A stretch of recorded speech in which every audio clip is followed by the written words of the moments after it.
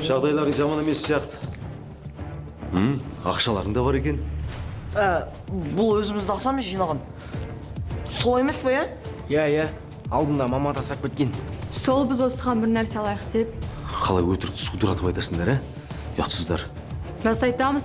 Сіз біз кім деп ойлап тұрсыз? Жақына бер. Анаңнан үлкен кісі неге алдайсың, Аш қалдырған өзің. Оның үстіне. Жап аузыңда!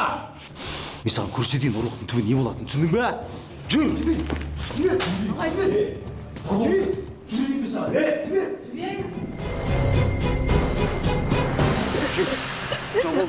Жап аузыңда!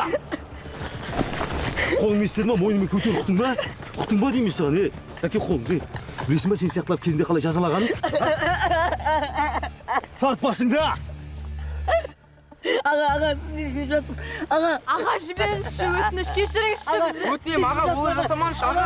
Қазақта ұрлық деген болмаған, түсіндің ба сен? Аға, кешіріңіз, аға. Білесің ба себебі не екен? Себебі олардың қолдары шауып тастаған!